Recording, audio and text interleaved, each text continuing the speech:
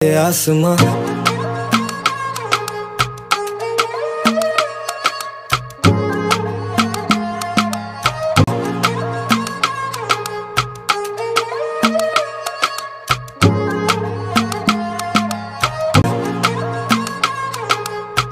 Welcome guys, welcome to a new blog.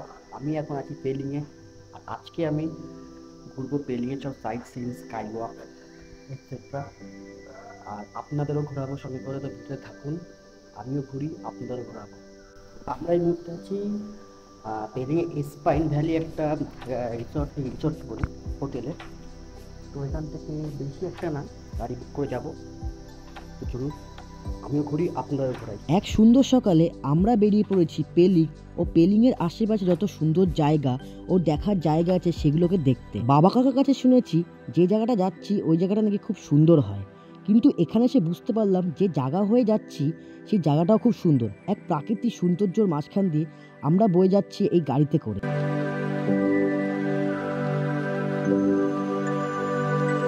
সবার প্রথমে চলে গেছিলাম একটা গার্ডেনে, যেটা ছিল own by a private property.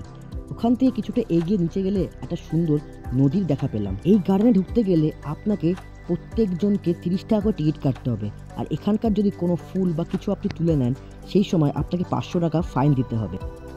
তো এখন আমরা এসে একটা ফরেস্ট বা গার্ডেনে, যেখানে আমাদের কাছে এন্ট্রি ফি হলো 30 টাকা। আমি বুঝলাম না কি এমন আছে যেখানে এন্ট্রি ফি 30 টাকা পাবে। তো দেখা যাক, সব কিছু এখানে এক্সপেরিয়েন্স শিখছি।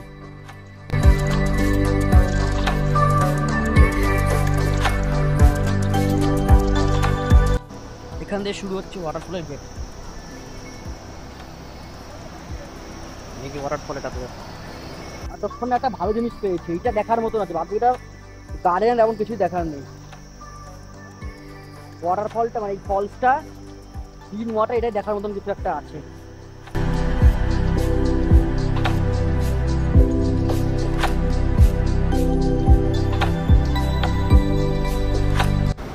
আমার এখানে অ্যাটেন্ড ভালো লাগলো, যেখানে গার্ড দেওয়া দড়ি দিয়ে, মানে অন্য জায়গায় এরকম ওপেনই থাকে ওয়াটারফলটা, যেটা ধরে যাওয়া যায়, অ্যাক্সিডেন্ট হতে পারে অনেক সময়ের জন্য। মানে বাঙালিরা এখানে এসে নোংরা করে গেছে, সিকিম ওরা পরিষ্কার সিটি, এখানে নোংরা করতে হচ্ছে ওদের। আবারও এক সুন্দর রাস্তা দিয়ে আমরা আমাদের সেকেন্ড ডেস্টিনেশন ক্যাচেপেরি লেকে চলে গেছিলাম। এখানেও আপনাকে পার হেড 30 রুপিস করে টিকিট কেটে তবে ঢুকতে হবে। এবার আপনারা এই ভিডিওটা দেখে বলুন যে এইখানে যে ভিতরে 30 রুপিস করে যে টিকিটের দামটা নিচ্ছে সেটা কি আদৌ জাস্টিফাই করছে, ভেতরে কি তেমন কিছু আছে। প্রথমেই ঢুকেছিল এখানে ফিশ ফিডিং পয়েন্ট, যেখানে আপনি আপনার বিলাসিতার জন্য মাছের জন্য খাবার কিনে আপনি মাছকে এখানে খাওয়াতে পারবেন। এই চারিদিকে গাছ আছে, তার মাঝখান দিয়ে রাস্তাটাতে কিছুক্ষণ হাঁটতে পারলে আপনি দেখতে পেয়ে যাবেন যেটার জন্য আপনি 30 টাকা দিয়ে ঢুকেছেন, মধ্যমগ্রামে 32 বিল। আরে হ্যাঁ, ঠিকই বললাম, দেখতে থাকুন বুঝে যাবেন। পুরো আমাদের কলকাতা 32 বিল লাগছে, তার দিয়ে অবস্থা খারাপ। এটা দেখাচ্ছিল 30 টাকা পার হেড। আমি মানে বুঝতে পারছি না কি আছে, এটা 32 বিল আছে কলকাতার মধ্যে। পিওর কলকাতা 32 বিলের থেকে অবস্থা খারাপ, 30 টাকা পার হেড দিতে হচ্ছে। তারপরেই ভাঙা অ্যাডভেঞ্চারাস রাস্তা দিয়ে আমরা এগিয়ে পড়লাম আজকের দিনে সবথেকে দুটো সুন্দর পয়েন্ট দেখতে, কাঞ্চনজঙ্ঘা ওয়াটারফলস ও রিম্পি ওয়াটারফলস। তো সবার প্রথমে চলে গেছিলাম কাঞ্চনজঙ্ঘার ওয়াটারফলসে। এখানেও আপনাকে এন্ট্রি করতে গেলে পার হেড 50 টাকা করে টিকিট কেটে তবে আপনি এন্ট্রি করতে পারবেন কাঞ্চনজঙ্ঘা ওয়াটারফলসে। আর এখন উঠলাম সিঁড়ি দিয়ে, দুটো অসাধারণ লাগছে সিঁড়ি দিয়ে উঠে। হ্যাঁ সেটাই, কত অল্প একটুখানি ডিস্টেন্স ছিল, এটা উঠতেই পারতো, ভালো লাগতো।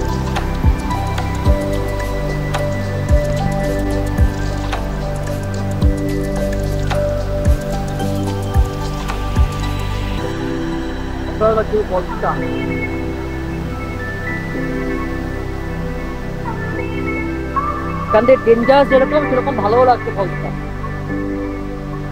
কেন একটু আসতেই পারতো সবাই। ও হেপি লাগছে।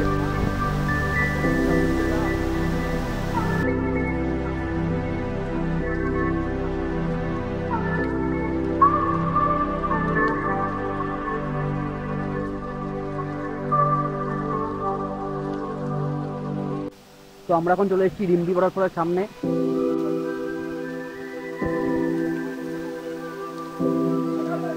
এটাই ওই রিম্পি ওয়াটারফল, যেটা খুব নাম করা। আরও কাছে যায় ওয়াটারফলে, আর যাবো না, অলরেডি কাঞ্চনজঙ্ঘা ওয়াটারফল দেখে এসেছি। এখান থেকে নেমে আসলাম আমরা। বেশ সুন্দর লাগছে। তারপর আমরা বিকেল হওয়ার আগে চলে গেছিলাম পেলিংয়ের সব থেকে নাম করা স্কাই ওয়াকে। আর এই স্কাই ওয়াক কিন্তু বিকেল 5টার মধ্যে বন্ধ হয়ে যায়, তো তার আগে আপনাকে পৌঁছাতে হবে। সব জায়গায় যেরকম ঢোকার জন্য এন্ট্রি ফিস লাগছিল, সেরকম এই স্কাই ওয়াকেও ঢোকার জন্য এন্ট্রি ফিস লাগছিল, আর এন্ট্রি ফিসটা অনেকটা বেশি ছিল। অনেক আইটেম রয়েছে এখানে। আমরা তো লোকাল লোকাল ভিজিটার্স নাকি? আমরা তো টুরিস্ট 100 টাকা পার হেড। তুই টুরিস্ট, আমি না, আমি লোকাল। তোর বাবাকে লোকাল সেটা বলে দেখো, তোমাকে যদি বিশ্বাস করো তাহলে যেমন বোকা হয়। তোর বাবাকে লোকাল এখানে ফটোগ্রাফি, শুটিং, ডিএসএলআর ক্যামেরা এসবের জন্য আলাদা চার্জ। যারা বিলো 14 ইয়ার্সের বাচ্চা আছে তাদের কিন্তু টিকিট লাগবে না। আচ্ছা, টিকিটটা সবাই মিলে কেটে একটু ঢুকে আসলেই এই যে উপরে যে আপনি রেলিংটা দেখতে পাচ্ছেন, উপরে তার উপরে কাজ দেওয়া, এটাই কিন্তু এখানকার স্কাই ওয়াক। এখান দিয়ে আপনি ওয়াক করতে পারবেন।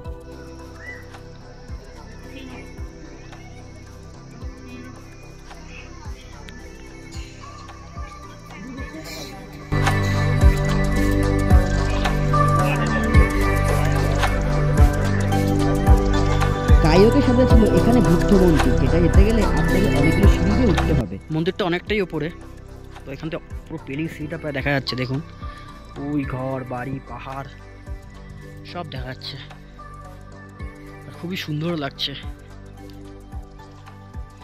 Sky walk.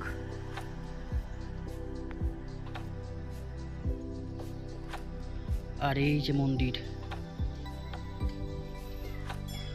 আর এই যে পুরো পেলিং সিটি দেখা যাচ্ছে এখান থেকে। অসম্ভব সুন্দর আর শান্তিপ্রিয় একটা জায়গা।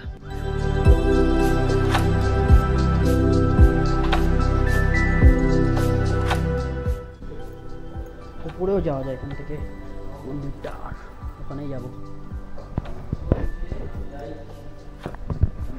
গোল গোল গোল গোল করে উঠেছে উপরে।